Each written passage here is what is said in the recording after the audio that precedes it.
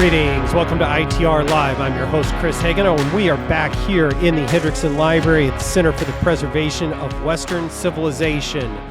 I'm joined today here in studio by John Hendrickson. John is furiously trying to look things up on his phone so that we can have the latest up-to-date information for the podcast. But welcome, John. How are you? I'm doing fine. Good.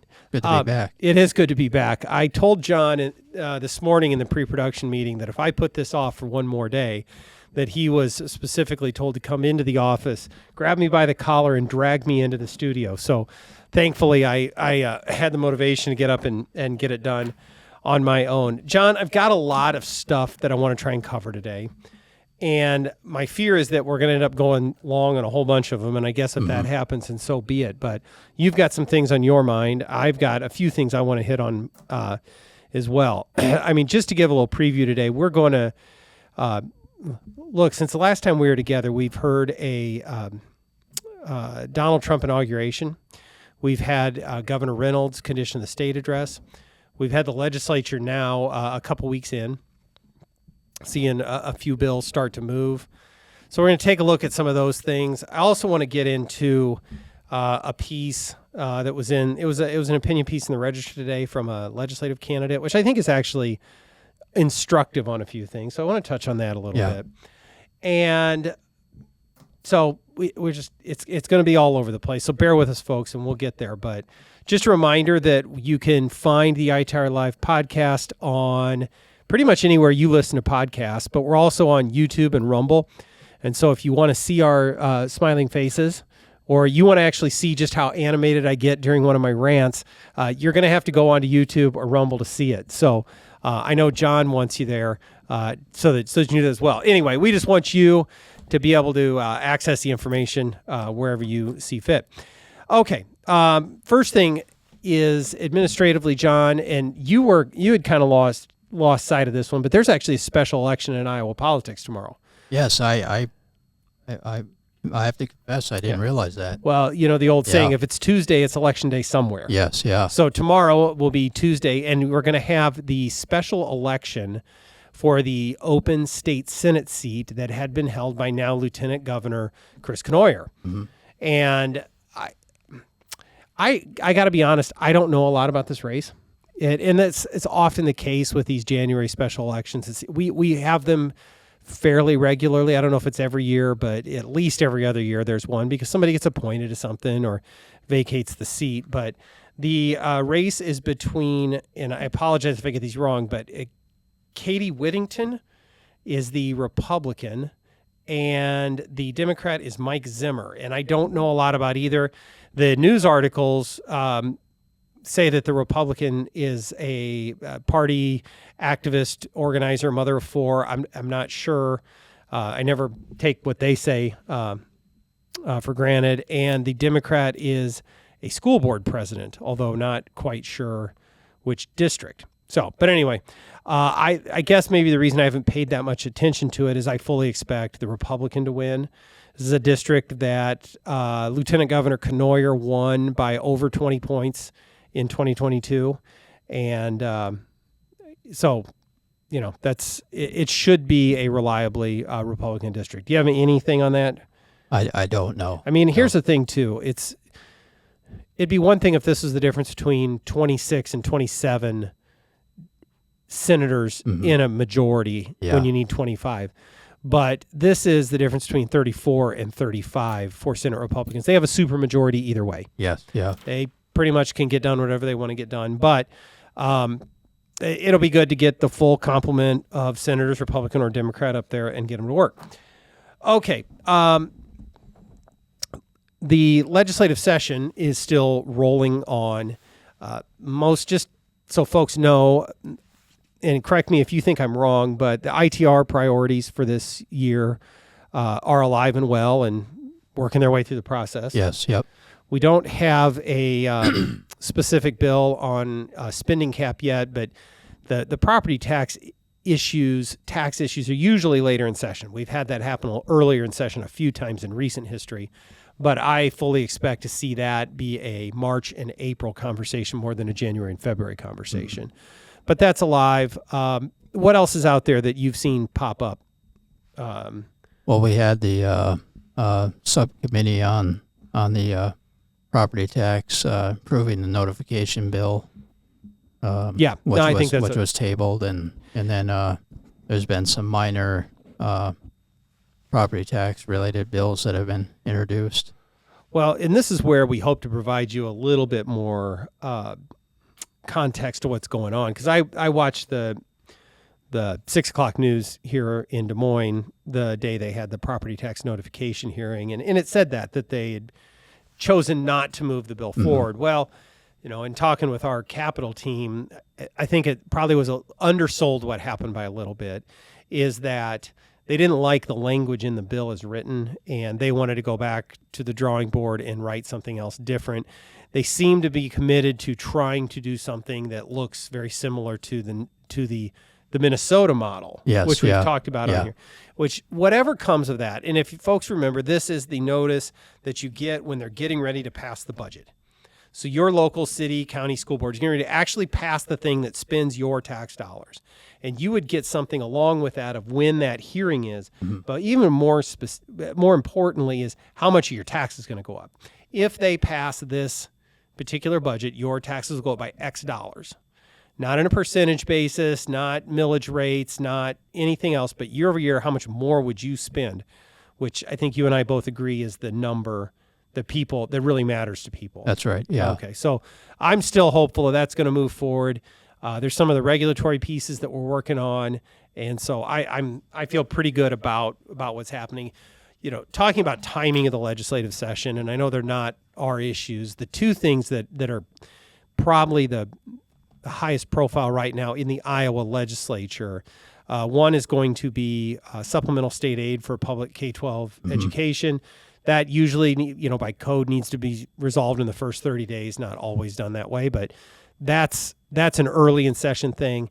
And the other one that is going to get some attention over the next 2 or 3 weeks is the moratorium on new casino licenses. And that has to be done by, I think, in the next couple of weeks if they want to pass that, because they're racing. This is all about whether or not there will be a new casino license given for the city of Cedar Rapids. And so this has been an issue for the legislature back while I was still in the legislature. So it's been 7 or 8 years that this has been an issue. So I don't know what will happen with that. Typically, the legislature has been reluctant to expand gambling, but at the same time, I'm hearing that there are legislators that feel like they shouldn't get involved in this. I don't know. Those don't really seem to fit together for me, but we'll see. We'll let those folks hash it out. We're not going to take a position on it. Anything else that has really flared that you think that is moving real quick? No. There's just been a lot of, of course, there's the new committee on higher education. Yeah, and so there's been a lot of bills looking at reforming higher ed, especially the regent universities. Believe it or not, I had this in my notes. Okay, here. yeah. Look, they're right here. Yep. So there was a bit that you paid attention to. I think is interesting. Is the had to do with intellectual freedom, or what was the name of it? It was an intellectual or department or a school of school of freedom. Is it Intellectual Freedom Center or something? Yeah, like that. Yeah, but I mean, yeah. The idea being to maintain, open diversity of thought, the classic idea of higher education, differing viewpoints, and so on and so forth. Yeah, and this would be at the University of Iowa, and it would be a center that would be established, and it would focus on sort of the study of American constitutionalism and the ideas and principles behind that. And I believe the bill called 5 faculty members, which could come from other departments, and then the legislature would have oversight over that, and then also it would have, as you said, it would have the opportunity for programs and in a sense free debate and of ideas. Well, I got several thoughts on that. One, the spirit in which that is offered is terrific. It is, because that's where college, you should be exposed to differing viewpoints, not the unanimity of thought that's offered by the left at our state's universities. It's also disappointing. It's regrettable we've come to a place where there is such groupthink that such a department like this would even need to be necessary. I mean, if you go back, a generation or two, I mean, look, higher education's always been left of center, but the idea being is that everyone's going to throw their ideas on the table and hash them out so that people can figure out what they believe. But here we are. You had some good ideas on how to make that work even better. And I don't want to go too far into it, but there's a way to make that something that's pretty special. So yeah, my concern with that, we don't have to go into a lot of detail, but just the intention of that is good, but you run the risk of having that being hijacked by liberal professors. Yeah. And so the language is fine, and even though you have oversight by the legislature, you still run, I think, a lot of risk of having 5 faculty members that are fairly left, because if they come from Department of History or Department of Political Science, chances are those are fairly liberal faculty members. I agree. We'll keep tracking these things and picking out some of these things that will come up along the way, because there's some interesting ideas that come out of this. There's a lot of bills that you never even hear about. Legislators get an idea, they throw it in. Look, there's a lot of random ideas that are really, really not very good ideas, and we don't need to. We need to call out every one of them. Sometimes legislators draft a bill because they've got a noisy constituent just to throw it in the mix. But usually we try to not spend a lot of energy on the bad ideas until we think they're actually starting to gain some traction. Just maybe it's being judicious in how we spend our energy. Okay, let's go back, John. I know you've got some things about the inaugural, the speech, and maybe a little bit of what's happened here in the first few days of the Trump presidency, or the second Trump presidency. Yeah. Well, it was, we watched it, of course, and I thought it was really a good speech. I mean, it was probably one of the most policy-heavy speeches that I can remember that we've seen in some time. And there was, some of the talking heads criticized it for not being specific, but I kind of disagreed with that. I thought President Trump had a lot of specifics in there, and there was a lot of themes that carried over from 2016. Of course, America First being the biggest one, and he basically said our sovereignty will be reclaimed, and I thought it was interesting. He said the golden age of America begins right now, and that was sort of the theme of the speech. And he talked about, in a sense, common sense. The policy is coming back, and so he outlined several things, anything from securing the border with immigration reform, looking at America First policies when it comes to trade. He said there's going to be only 2 genders. There's only, he's going to get rid of diversity, equity, and inclusion within the federal government, and a whole host of things. And then, of course, what we saw that day even was a bunch of executive orders that was anywhere from looking at trade policy to energy to securing the border. And also one thing that, you've talked about, and I printed this off, was promoting beautiful federal civic architecture. Yeah. Was one of the executive orders. And I think that's actually a good thing, that he wanted, in a sense, our buildings, if the taxpayers are paying for it, they should look good. Yeah. They shouldn't be these ugly office buildings. And, there's just a whole host of actions that he's taken, in a sense, to start off on a good footing. So I think, I was pretty excited. Yeah. Well, I wasn't ready to talk about this today, but I'm on the architecture, John. I hate modern architecture. I think it's ridiculous. It's ugly. There's a few nicer looking buildings, but we build these concrete, steel, glass bunkers that you can tell on the face of them are not practical. They're done because some architect wanted to do something that looks like something else, or and they're all over, even the Des Moines Metro. But there's no reason that our tax money should go. If some private, if Come and Go wants to build a ridiculous looking glass structure for their headquarters, go right ahead. But the taxpayers should strive for objective beauty. And there is such a thing as objective beauty. We have buildings here at downtown Des Moines or any of the historic buildings around our state that we celebrate. Yes, yeah. Classic architecture that are sources of civic pride that we restore. We have community events around, and yet why can't we still today strive for that? I'm not saying we have to build them to look quite like that, but we should expect more out of our public buildings. Yeah. That we need buildings that inspire, that don't tear down. We don't need the neo-Soviet concrete brutalist garbage that we will. The state capitol complex outside of the state capitol is ugly. Okay, the old Babcock Miller building, but that's also just because it's the same architectural style. Well, what are we doing with these buildings? They're ugly on day one. So anyway, this is wonderful stuff.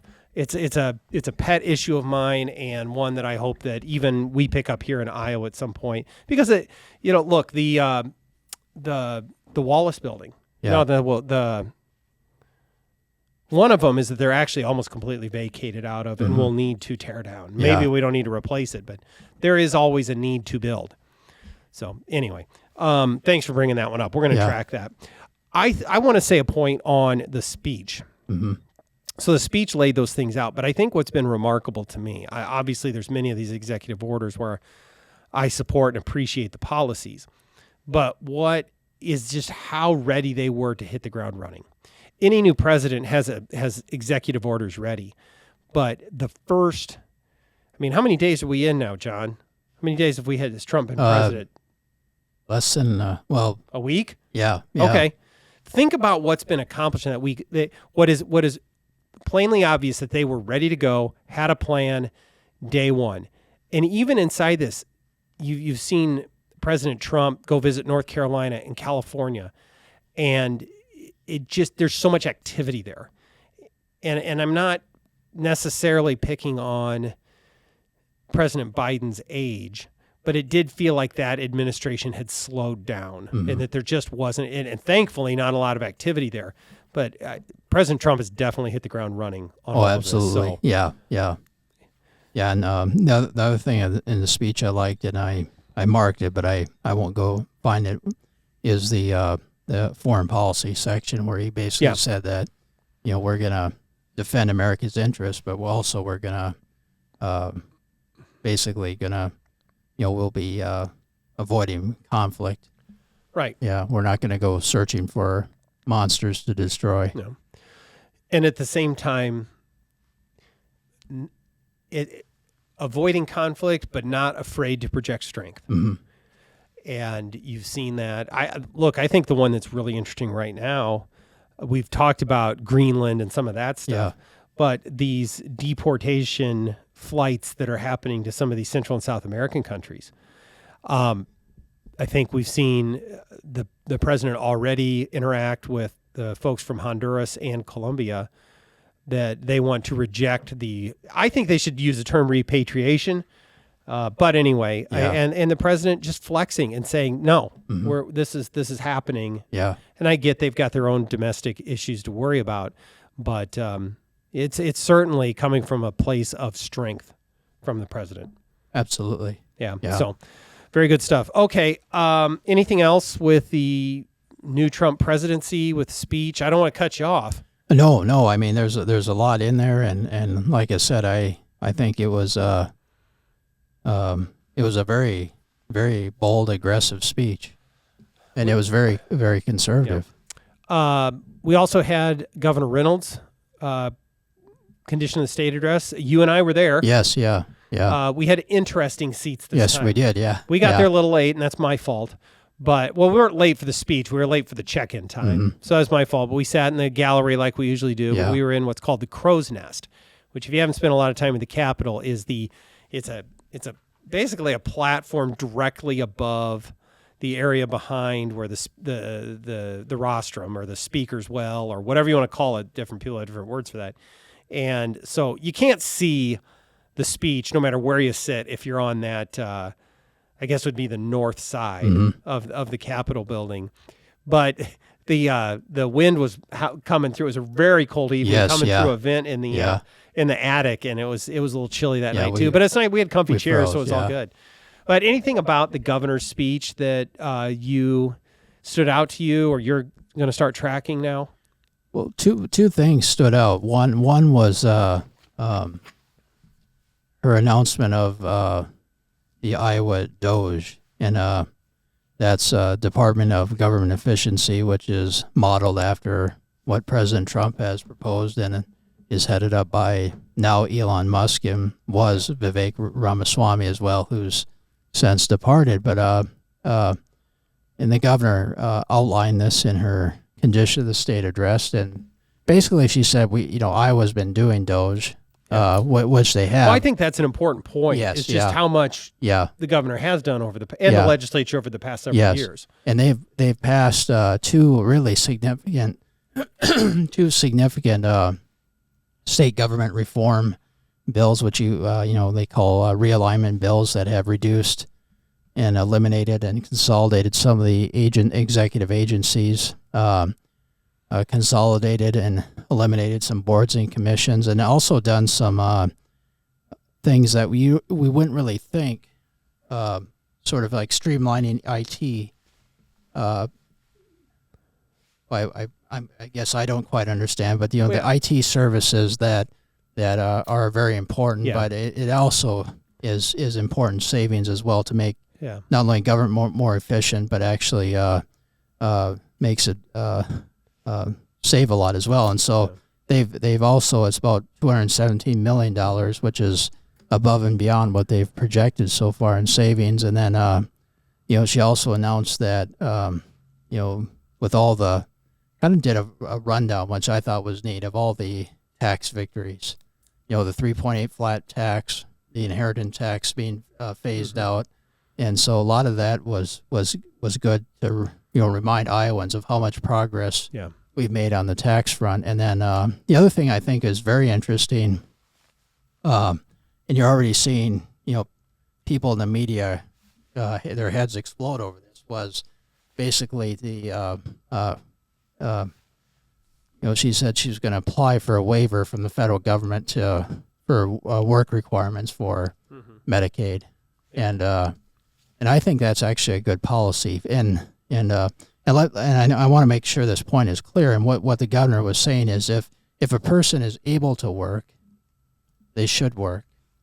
And so that doesn't mean if someone is disabled or unable to, that they're going to have to force to work. That's not what it. But if you're on Medicaid and you can work, then you should. And so actually, what has shown in the past is that that's a good way to get off Medicaid and actually get people out of poverty. Well, the goal of our entitlement programs should always be to move folks off of those entitlement programs. And that was one of the bad legacies of Obamacare. Was Medicaid was not ever meant to be a catch-all, and that's what it's turned into. Yeah. And that's it's just turned into a huge strain on budgets. Yeah. You know what? We could talk about Medicaid and its impact on the budget and what's been done over the past several years. We could do a lot of work on that. This is one of those ones I said at the front end. I'm not sure we got time for all of it today, but anybody looking for efficiencies in our Medicaid spending, look, there are services inside of there for populations of people that are absolutely appropriate and should be funded. I cannot. That is absolutely true.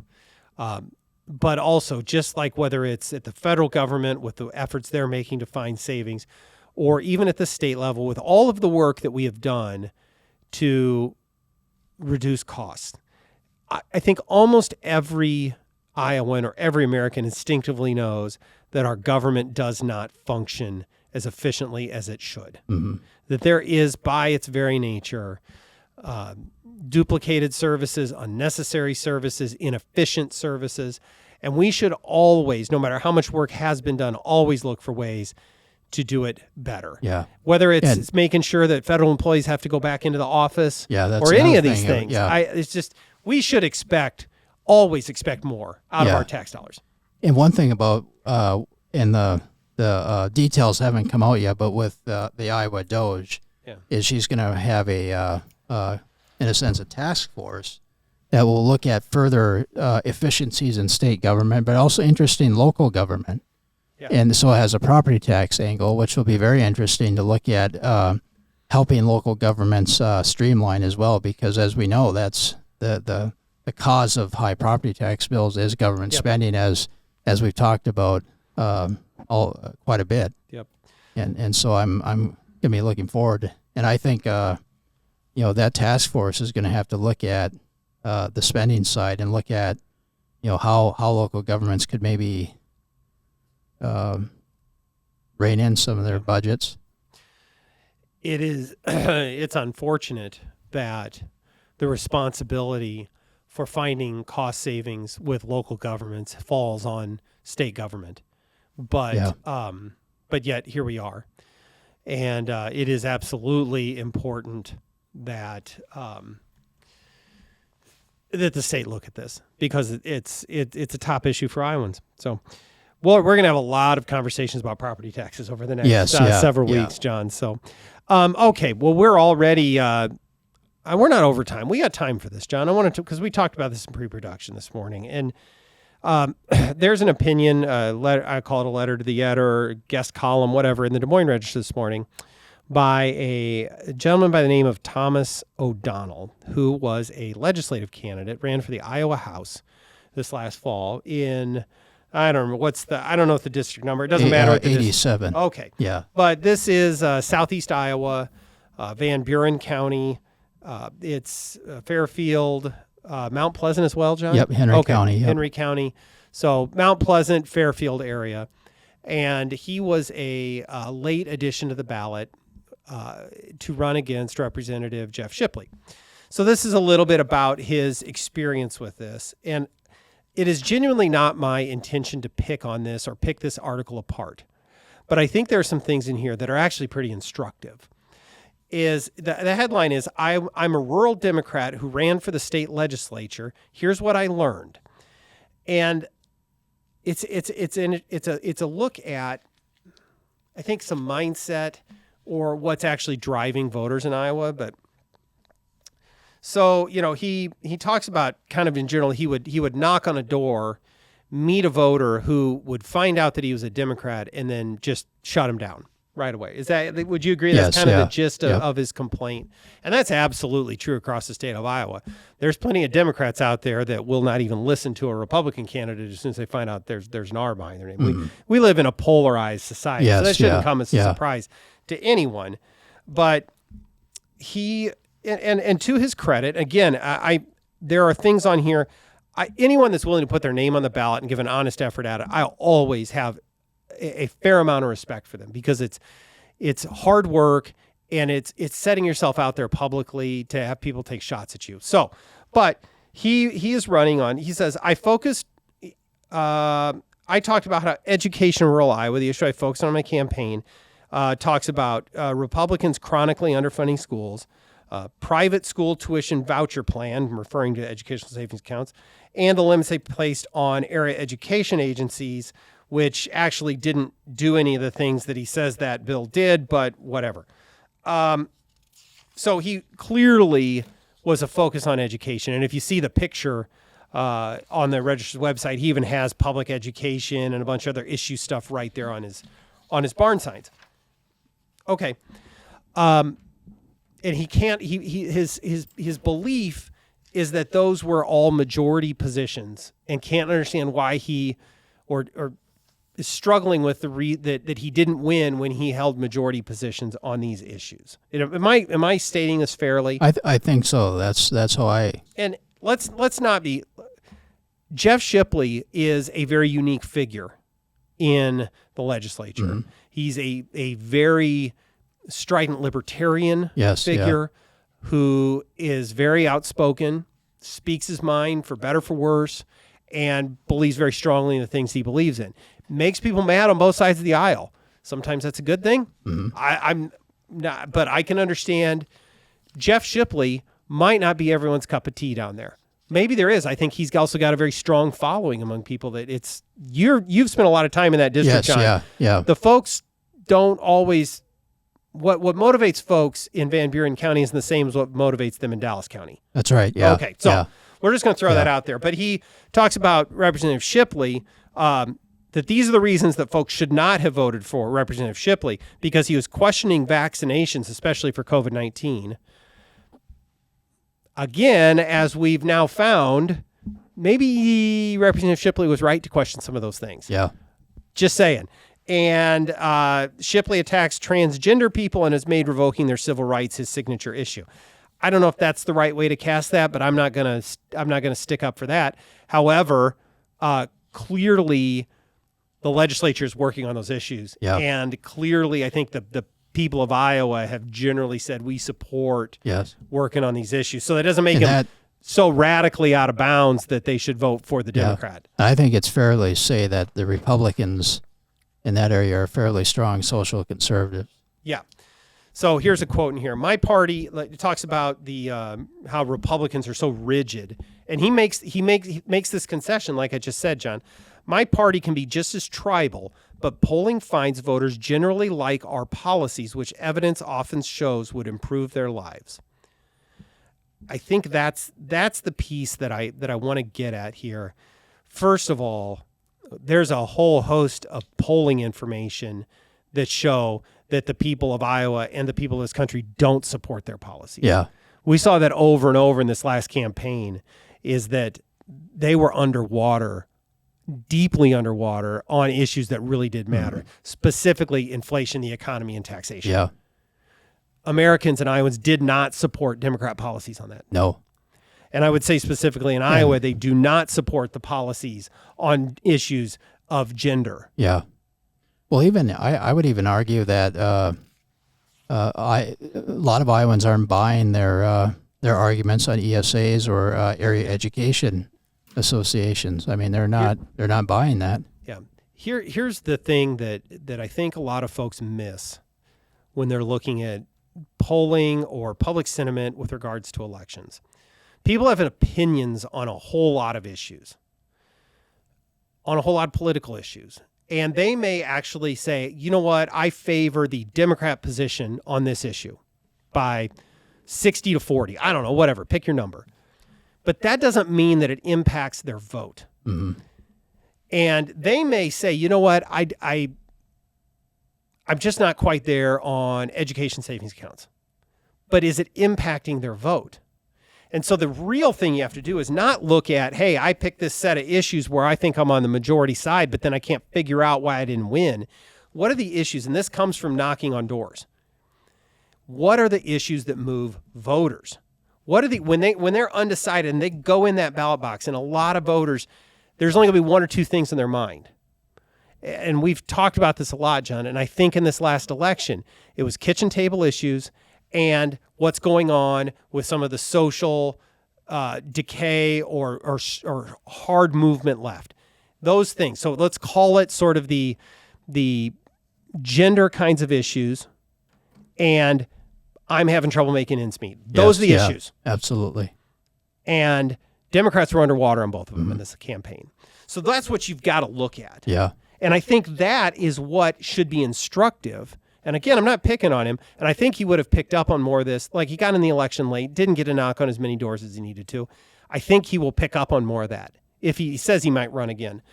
And because when I talk to candidates that were out in battleground seats who did a lot of door knocking, the things I heard over and over are property taxes, inflation.